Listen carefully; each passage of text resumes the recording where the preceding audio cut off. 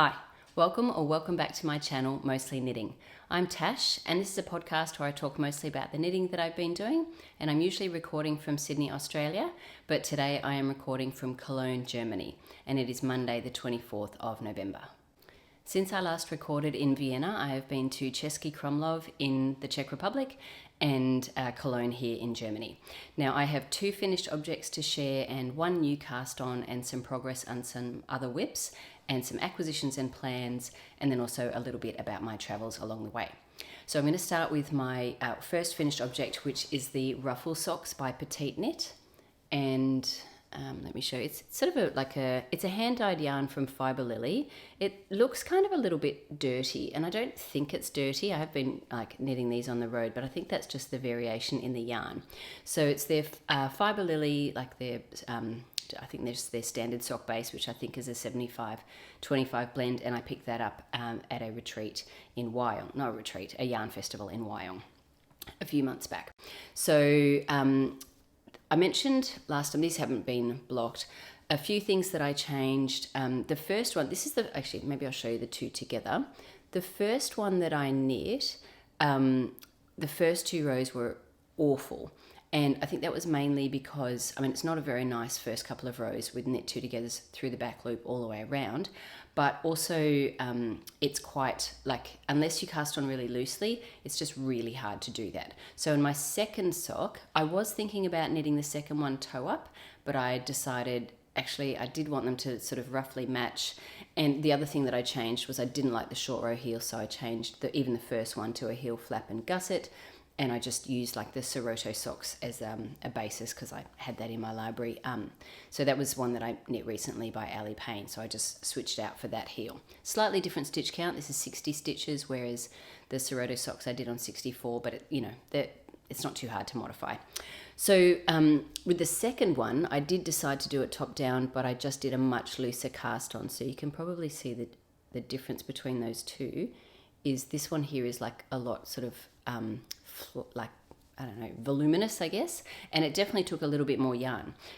I think I started the cast on and I'd done about 100 stitches and I was doing it really loosely and I had to start again because I knew I was going to run out. So definitely used a lot more yarn, and this one weighs 29 grams and this one weighs 28 grams. So yeah, and also sometimes there can just be slight variations in, maybe I knit 1 row more on this one, but this one definitely used more yarn. So that would be my tip if you're going to knit the Petite Knit Ruffle socks and follow the pattern. The first row you want to cast on super, super loosely. I didn't use a different needle. I used the recommended needle of 2.5mm needles. I suppose you could cast on with a larger needle, but I just used the 2.5 and I just very consciously, because I just did a long tail cast on, didn't snug it up too much. So that's those 2 socks done, and I think I have about 45 grams left of the remaining yarn. And I could get a pair of skimmer socks out of them, but I think I'll just save that for color work because I am planning to do some more color work socks. Some more. I've never made color work socks, so I'm planning to make color work socks. And it's always nice to have kind of a neutral 4-ply yarn in stash anyway, if you want to add it for any other kind of color work. So yep, that's 1 pair of socks. I don't usually block my socks, but I just think they look pretty awful. I don't even own sock blockers actually, and I'm on the road, so I'm definitely not going to block them anyway. But these will get, I haven't worn them yet. I thought I'll show them first and then I'll definitely wear them, because when you're traveling, if you've created a new pair of socks, you're definitely going to wear them. So I wear a US 9 women's sneaker, and it was 60 stitches on a 2.5mm needle. I usually do 64 stitches on a 2.25mm needle, and these fit perfectly fine. So yep, that's my first finished object. I might just mention with the Ruffle socks that I did do both of these top down, but I'm thinking I might actually try a version where I knit it toe up, and instead of doing all of the rapid decrease, which is what I was planning to do with the second sock, but I wanted these 2 to be kind of roughly the same. I think I will do this again, but I'll try it toe up and then do the increases and bind off instead of the cast on and then reduce down, just as an experiment to see if I like that. But anyway, yes, I do plan to make another pair, but my next pair will definitely be toe up. The second one, I think I did show, yes, I definitely did show. This is the, I wasn't really sure what it was going to be. I started off with the just doing a tubular cast on a 1x1 rib, and I thought about switching it to my baker's hat, but I ended up following more like the classic ribbed hat by Purl Soho. Very different weight yarn though. So this one I only cast on 80 stitches, and I've made the classic ribbed hat once before and I cast on 120 stitches more with a sport weight yarn. So this one I used Madelinetosh Chunky? Yes, Chunky in the colorway Moonstone, and tubular cast on, and everything, the whole hat was on a 4.5mm needle. Because I cast on 80 stitches, the Purl Soho Classic Ribbed Hat has really nice crown decreases. It's in a group of 6, and I really like them. So, but I had 80 stitches, which was not a multiple of 6. So when you're putting it into the groups of 6, initially, I think because if I had a multiple of 6, it would have been 84 stitches. So I did like groupings of 14, 14, 14, 14, and then 2 12s. And then I just followed the rest of the pattern, got the 14s down to 12s, and then followed the rest of the pattern as written, except the only other thing that I did differently was with the a few different things. I had very different weight of yarn. So with my other one that I did on 120 stitches, when I got down to 84, with crown decreases, you usually decrease every other round. So you're meant to do that until you get to 84 and then decrease every round. Well, my yarn was much thicker, so I just kind of worked out my multiple, like roughly 2/3 of, 80 is 2/3 of 120. So instead of getting down to 84 stitches before I started decreasing every round, I got down to 60. So I was alternating, decrease 6, even 6, even. So, a 1x1 hat, you can pretty much modify for any weight of yarn. I'll show you. Pop it on. It's got a nice wide brim. I think this is on the tight side, I would say, maybe just a little bit. On the slightly, I think it's a pretty nice color though. But it fits fine, but it is sort of on the tighter side. So if I was to do it again with this yarn, I think the 4.5 is quite nice. It's nice to have like a pretty dense fabric, but it is quite stretchy. But the other thing is, what was the other thing I did differently? Because the top is perhaps a little bit pointy, which I don't mind too much, but at the end you're decreasing all the way down to 6 stitches. So you're like 24, 18, 12, 6, and then pull through. When I got to 24, I just did a knit 2 together all the way around. So I went straight from 24 to 12, and then I pulled through at 12. And I think it looks all right. I don't even know where the start of round was. With the 1x1 ribbing, this side always the inside looks a little bit nicer. So I thought that was kind of okay for the turn up. This is the slightly nicer side of the 1x1 rib. Although once it's stretched out to this point, I think it kind of doesn't look that different. The other thing I was going to say was I haven't blocked this either. So it might block out a little bit anyway, but I'm pretty happy with it. This weighs 92 grams and I had about 12 grams left over. So they are my two finished objects for this episode.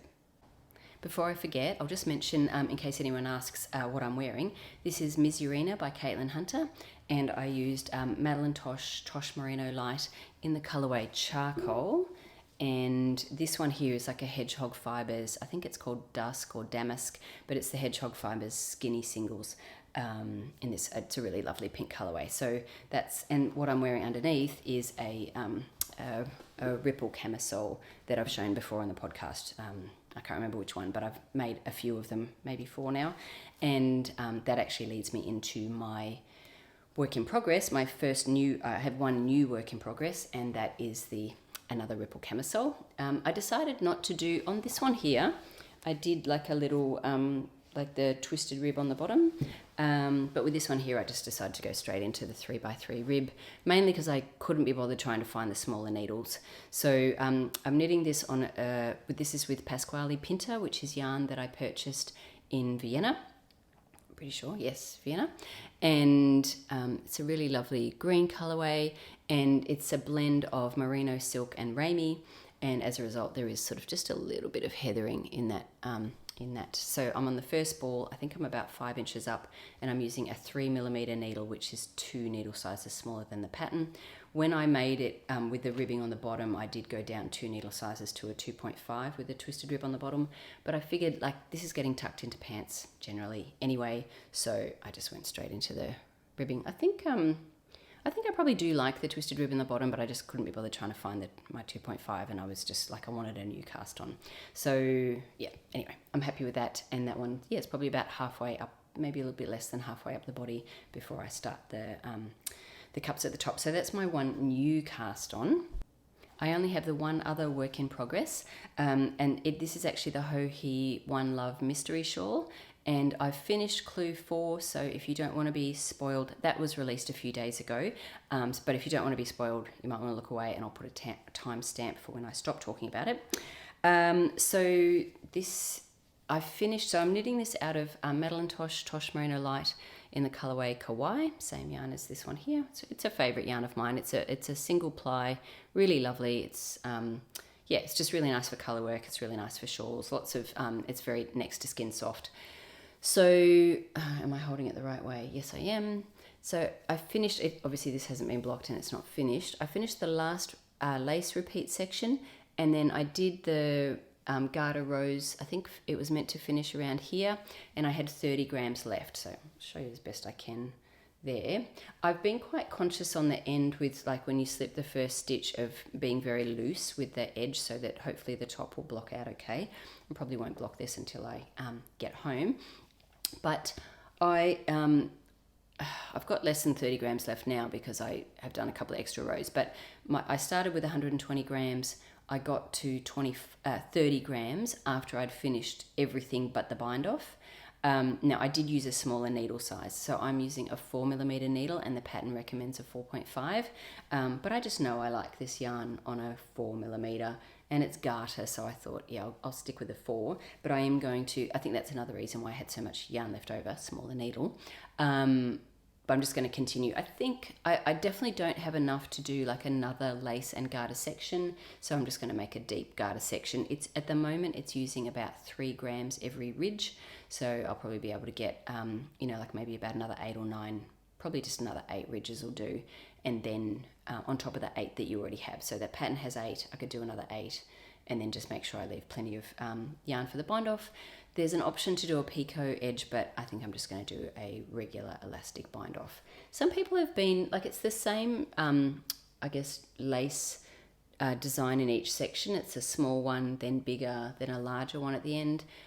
Some people haven't been, like, have kind of felt like, haven't been that happy with the it as not really counting as a mystery, but I think if you didn't know what you're knitting, it's a mystery. It doesn't have to be, it can be an easy mystery or a completely crazy mystery with different, you know, clue, like really different clues. They're both mysteries, in my opinion. You still don't know what you're knitting. And Joji did sort of say it was going to be a very easy, sort of restful sort of knit, which is perfect for me. I'm very happy with the end result, and well, not that it's fully finished, but I will knit to the end, and I'm very happy with the shawl. It was $3. It was not exactly, it's not, you know, an expensive pattern. It was nice to knit along and nice to have as a travel project. So yes, and I'll put a time stamp in for people if they didn't want to hear any of this or didn't, you know, want to be spoiled. But yeah, that's going to be super easy now to just knit on today, and I should be finished it hopefully in a day or two. I'm just going to talk a little bit briefly about what I've been up to, and then at the end I'll put in my acquisitions and plans and what has caught my eye. So, and I'll put a timestamp below, so if you want to miss this middle bit, which is, you know, usually like my personal stuff, which I leave at the end, but I just thought, I don't know, for my own structure, I thought I'll talk a little bit about what I've been up to, and I'll put acquisitions and plans at the end with a timestamp. Okay, so last I recorded, I was leaving Vienna. I got a shuttle, a company called CK Shuttle to Český Krumlov, and that was great. It was super easy. The driver was really nice, got there very quickly, and I stayed on a farm with my friends. So my friend Sam, I've known since I was maybe 19 years old, so a long time, and his wife Crystal and their 4 children, and they live on a farm just about 2-ish hours south of Prague. And it was so lovely spending time with them. It's a really lovely town as well, but I stayed with them with their so the 4 children, and they have dogs, they have 13 cats, and they're all so sweet. They have, see if I can remember everything they have. They have sheep, they have chickens, ducks, they have runner ducks, which are the ones that kind of like stand up vertically. They're so funny, kind of like Daffy Duck, I guess. They sort of, anyway, they have they have Shetland ponies, they have a horse, they have a donkey, they have, what else do they have? They have, what am I missing? I did write it down. They have guinea pigs and they have a hedgehog named Pickle. That's Lucy's. Did I forget anything else? Yeah, I think that's I probably did forget something, but it was so lovely spending time with them and their family and hanging out together. We did go into Český Krumlov. The town itself has a castle from like the 13th century. All of the buildings it's a beautiful little town with cobbled streets. All of the buildings. The castle is on the UNESCO World Heritage listed site. So it's it's a really special place and it's beautiful. And it has even all the buildings in the old town are at least 300 years old. So it was really fun to spend time there with their family and also spend time at the farm. We did a lot of knitting. So Lucy didn't know how to knit yet, and I don't even know that Crystal did either. Zia, I think, already did know. But anyway, so I taught Crystal, who's the mum, and Zia and Lucy how to knit. And we started off with just little squares, just like little garter stitch squares, just to learn the knit stitch to create a little coaster. Then moved on to Roxanne's.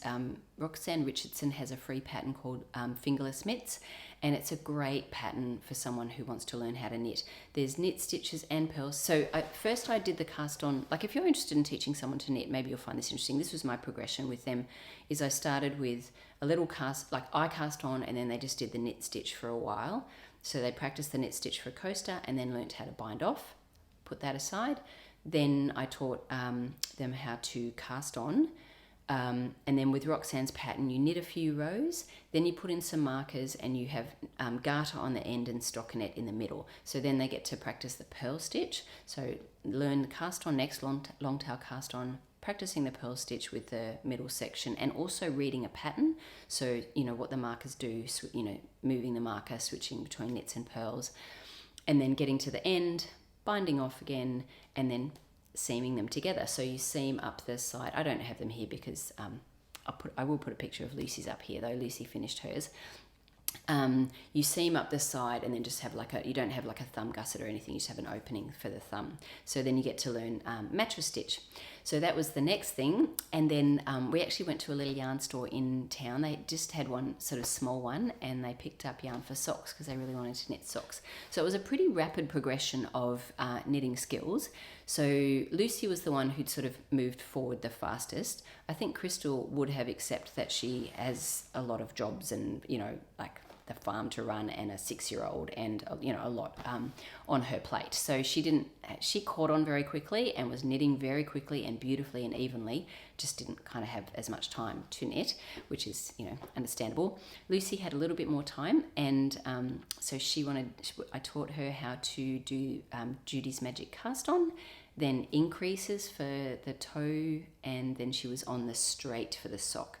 We didn't get to the gusset, but I am planning on, because I have a pattern that I use for teaching how to knit socks from the toe up with a Fleegle heel, and I have a pattern that I use for DK weight, and I'm thinking I might actually put that on Ravelry, and but actually, I've got the pattern that I use for the class, but I might put it on Ravelry and put in some hyperlinks to my videos, and maybe even use that as a tutorial set for if you want to learn how to knit socks. Here's a pattern, here's some links for all of the steps along the way. I have all of those videos to support the pattern, but they're kind of they're not in one playlist, I guess. So I was thinking I might do that and maybe put the pattern up on Ravelry.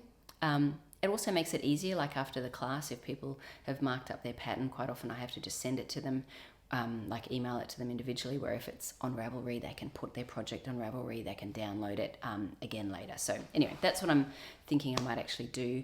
So that's as far as Lucy got. It was so much fun, I love, and to have an extended period of time to teach people skills in a sort of sequential manner was really nice. So it was nice to be able to do that. So we did a few other things. We did go into the castle together and looked around, and we went shopping. I think crazily I bought Christmas baubles, but for my kids. But I really wanted to, but they're so breakable and fragile. So anyway, they're not broken yet, and I've only got one more place to go to Paris after this. So if hopefully they'll make it through for the rest of the trip. So Český Krumlov is definitely a place worth visiting. It is a really beautiful town, and I think it really comes alive in summer. There's like a river that runs through it, and people do a lot of rafting, like along really long stretches of the river, and there's lots of activities. So I definitely want to come back in summer. So I went and looked around the castle, but didn't do the inside castle tour, and so I'm going to save that for next visit. So a reason to come back, hopefully not too long away. We also did a little drive around the lake. There's like a man-made lake. I think it was, my friend Sam said it was done in the 60s, where they actually sort of dammed, and then some towns were actually, like, intentionally, all parts of towns were flooded. So there's actually some towns that are underwater since they created the lake. And the idea, I think, was that, like, we did like a drive around the lake, similar but not quite the same size as Lake Tahoe, but that kind of concept of really beautiful drives around the lake with little towns on the lake. We went to another castle, Rosenberg Castle, but that wasn't open, but, you know, to have a look around the outside. And then a town called Frimberg. It just looked really, like, it looked like, I mean, we had reasonable weather. It was cold but not raining. But it just looked like the kind of place that you'd really want to visit in summer when it's warm and you can go on the lake and do all these activities. There's lots of things that happen there. So I was there for 5 nights, and then I caught, when did I leave? Monday the 19th. So yeah, a week ago today. I left from there and caught 3 trains to Cologne. Cologne is, I guess, what we would say in Australia, but I think it's spelt and pronounced differently. It's Köln. I probably can't quite get the accent right. Köln, K-O with an umlaut, L-N.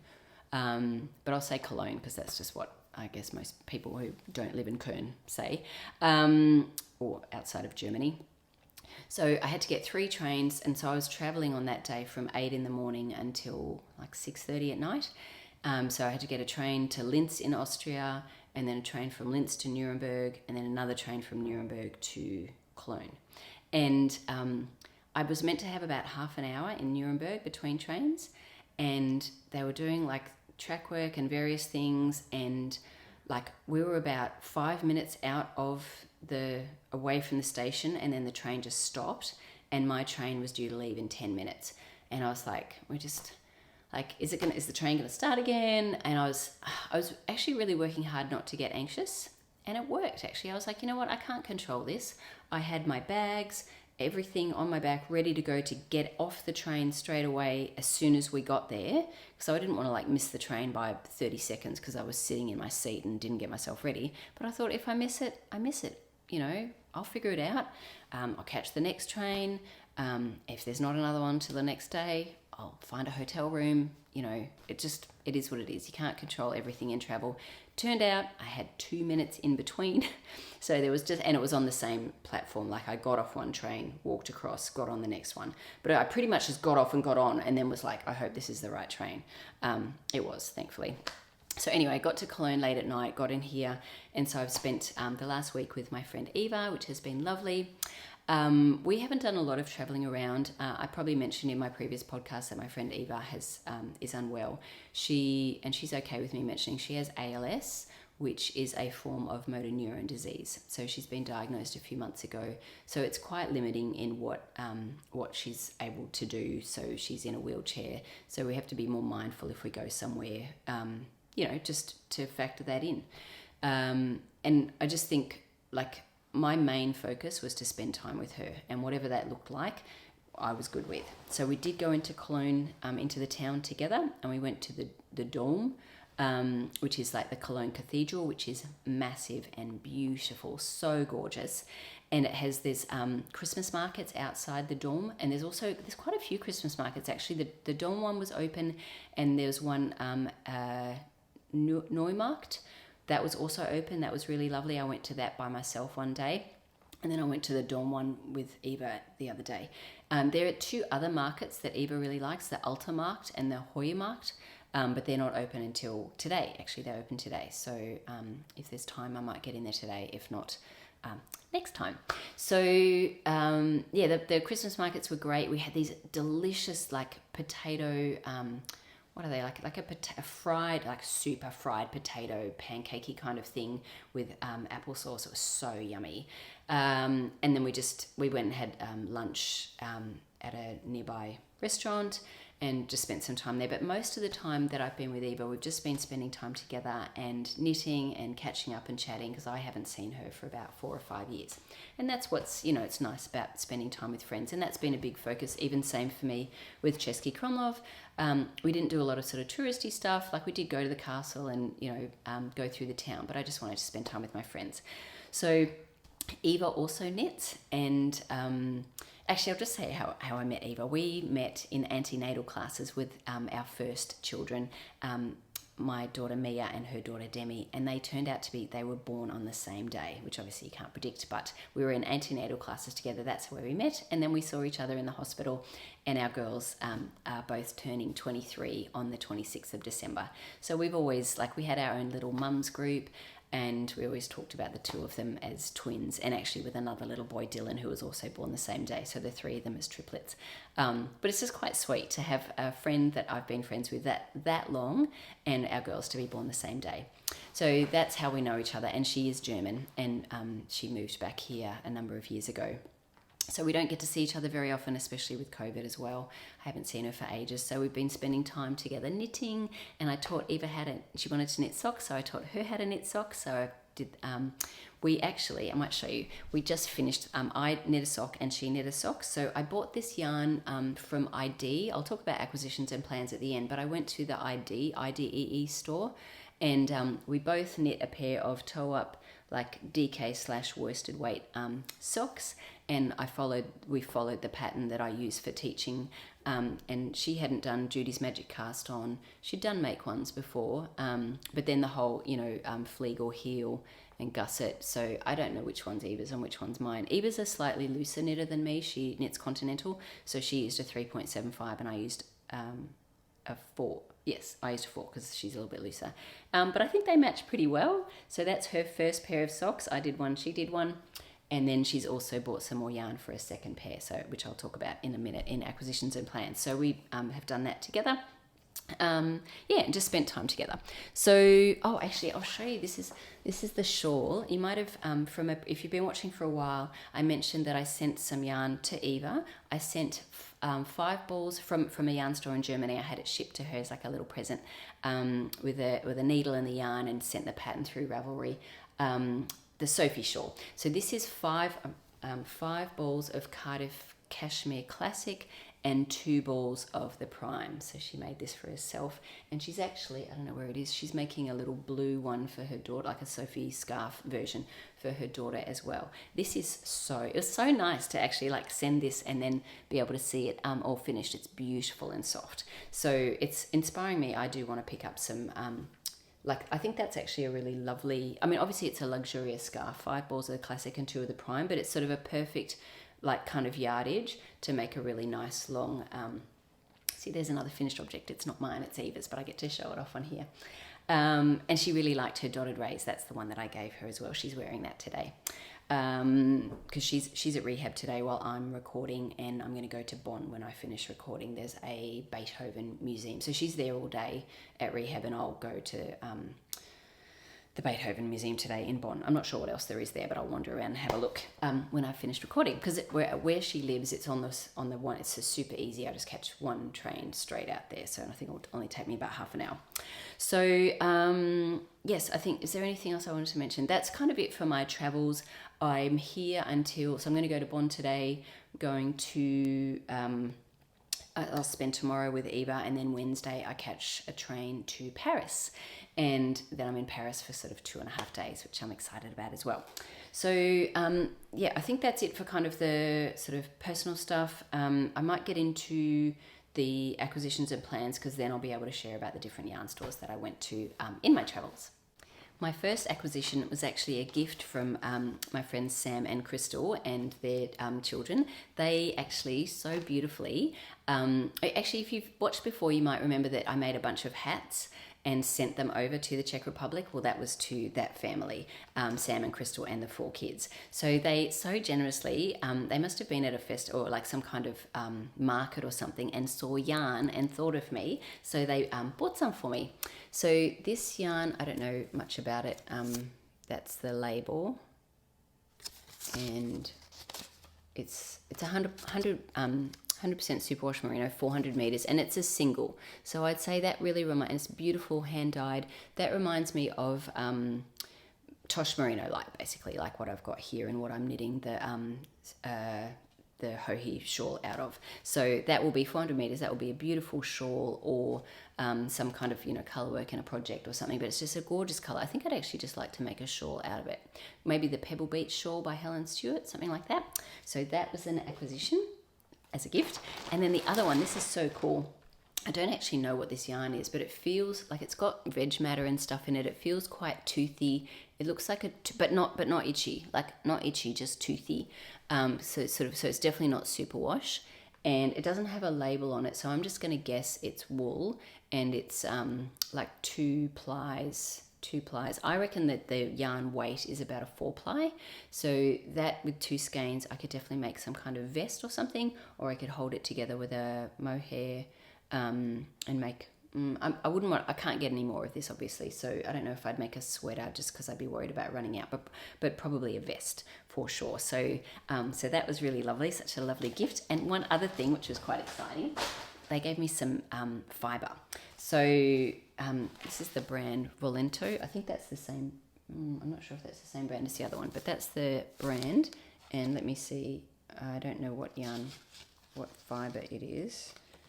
I don't know. I'll have to look it up. It just says hand wash. I don't know. But it's so pretty. So I don't spin. I've never spun before, but that would be pretty cool. And it feel like it just. I love the colors. Like I really love that. It's sort of cream and yellows and blues and browns. So that would be. You know, I'm sure I will spin at some point, but that will be maybe my first fibre. So that's acquisitions from my friends in Krumlov. When we went to the yarn store and they picked up some yarn for their socks, it was a smaller store, and I think like there were a lot of us in the shop, and we just wanted to get yarn for their projects. I didn't really spend too much time looking around because there was, you know, like 7 of us in this little shop looking for yarn, but they managed to find socks, yarn for socks. So I'm hoping that Lucy will be able to finish her socks, and maybe if I get all of that up on YouTube, like, and put a pattern up on Ravelry, there'll be enough there for her to follow herself, or hopefully she'll have someone nearby to help. So that's my acquisitions from Krumlov. Then when I arrived in Germany, I might, if you've watched before, I mentioned that I purchased some yarn for the Eve dress by Le Pool, and because Volhal didn't send to Australia, but they do send to Germany, I had it sent here to my friend Eva.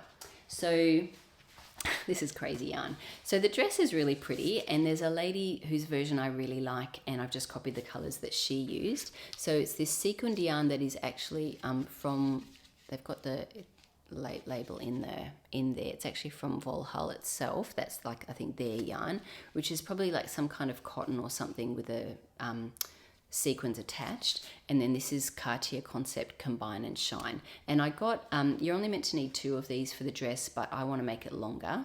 And same kind of thing, I can't just get more easily. So I'm going to make it longer. So I got 3 of them, which is 600. Each one of these is 200 grams. I was a bit conscious of like this big cone in the middle and how much that weighs. So I actually, I wound up one of these into a ball. Look how huge that is. It took me 2 hours to wind it off the cone. So and the cone weighs maybe 38 grams, and this is 204 grams. So I was like, you know what? I've got 2 more cones of these. I cannot be bothered spending 4 hours to save 38 grams in, and obviously there's a bit of space as well, but I could shove some socks or something up in there. Mainly I'm conscious of weight with coming home. So anyway, I bought this yarn. I've got 3 of these and 4 of these. I probably only needed 3 of these, but I think I wanted to get free shipping probably, or some discount if you reached a certain amount. And I thought, same thing, I don't want to run out. So, and that is like a carry along. It's a very thin one, so you can pretty much add it to anything. So if I wanted to add sparkle to something else, I could. So that was already here waiting for me at Eva's. I went there and they had lots of beautiful yarn, lots of hand-dyed yarn, but I think I mentioned even in Vienna, this is all really quite expensive when you do the exchange rate from euros to Aussie dollars. So, you know, like souvenir yarn and everything, but I'm going to a lot of places, and I'm going to Paris next, and there's the La Bien-Aimée pop-up shop there. So I really, and Lil Wiesel and La Drogerie. So I didn't want to go crazy. I mean, look how much I already have to bring home. So what I did buy was two balls of this Pasquale Saphira, which is so 2 balls in a really nice chocolate brown. So that's 75% merino wool and 25% silk. So I think that will make another really nice ripple camisole. And because, you know, I need one in every colour, in lots of different shades of colours. And then the other one, this was on sale. This is BC Garn Bio Balance, which I think is actually, I could even buy in Australia, but it was €450, which is about $8 Australian. And it has 212 meters, I think. No, 225 meters. So that would be enough, especially if I hold it with a mohair, to make like either an Oslo hat or a classic ribbed hat by Purl Soho, or a weekend hat, something like that. So, and it's just a really pretty blue color. And I'm sure I have a mohair that would at home, like left over from another project, that would go nicely with that. So, yep. So that one was an acquisition from that yarn store. And then Eva and I together went to, and I went to ID and I bought the yarn for these socks. Let me see, have I got I don't know what the label is. Doesn't matter. Oh yeah, hang on, I will grab it. Sorry, trying to be, cut that out.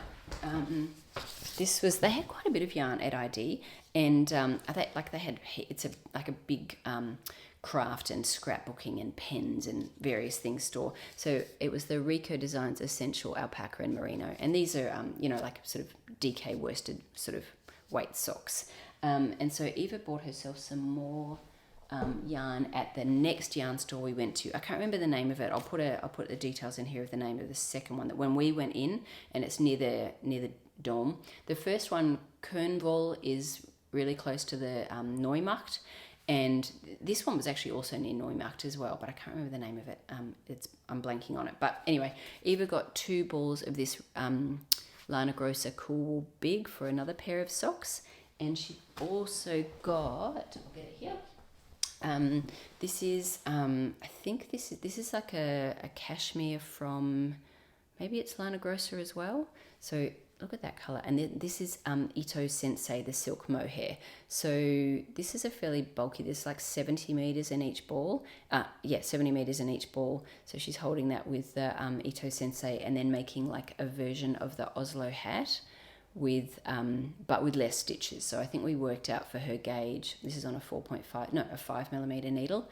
For her gauge, she's cast on 88 stitches. So we're hoping, and we did the crochet provisional cast on to start with, hoping that she'll in the next day be able to get the brim done, and we'll fold them together. If not, I'll just do a little swatch and show her how to pick that apart and knit it together with the live stitches on the needles for the Oslo hat. So that's what Eva's working on at the moment. It's a 2-for-1 at the moment. You're getting like her acquisitions and her finished objects and whips as well. Yes, so I didn't get anything at that store. There is a yarn that was both at ID and a similar one by Rico at the yarn store, which really reminded me of Noro. It was like a 51% wool and then 49% acrylic, and it just, like a massive 200 gram ball with lots of different, maybe 600 meters, like a Noro with lots of colors. But I was just looking at it going, this is so pretty, but I don't know what I'm going to make with it. I couldn't really even, and I just thought I need to not buy yarn where I don't even I just think it's pretty and I have no idea what I'm going to make. And I felt like it was a bit too busy to just make a sweater out of, and I already have something similar in Noro that I want to make a sweater out of, even though it is pretty busy. Like I already have that one anyway, and I haven't knit it yet. So I do just have to be a little bit sensible about that. So I think that is it. Yes, that's it for my acquisitions. As for plans, obviously, like some of what I've bought connects with plans. Like I want to make a hat with this and another ripple camisole. But I will just mention something that has caught my eye, and it's the Secret Summer Crop by Jessie Made Designs, which is very similar to the Ripple camisole, obviously cropped, but I would just make it longer. And it just has a different neckline. So instead of, it sort of has more like a straight neckline along here. And I'll tell you where I saw it. I saw that on Alicia from Lovely Day Knits had just finished it, and it looked really pretty. She'd used this yarn that Kristen from Skein Yarn, who had dyed up. It was a gorgeous colour on her. But she felt like it was a little bit low here, but it could be modified to made a bit higher. And I think the one she liked was really, someone else had made one with a really high version. I probably would like it maybe around there.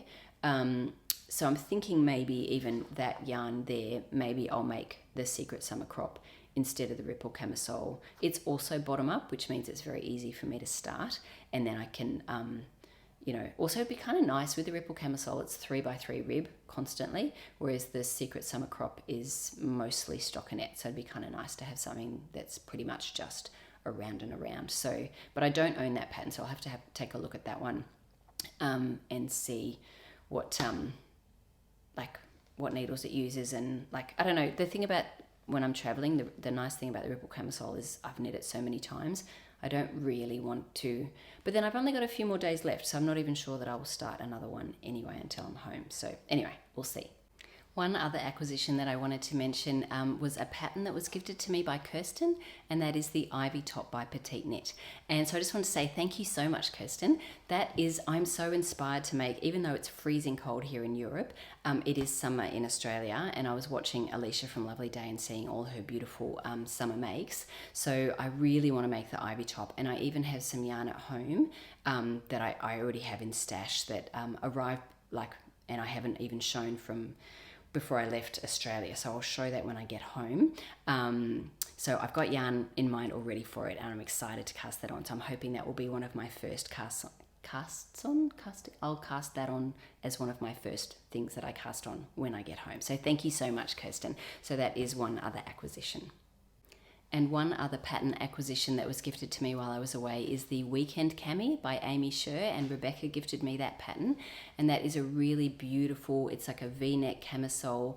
So yeah, I'm so excited to make both of these. That one is at a much tighter gauge. So the Ivy Top is at it's like either Lena or Tin Lena held double, that kind of sort of, I think, 20 stitch gauge. I'll put it down below if I've got that wrong.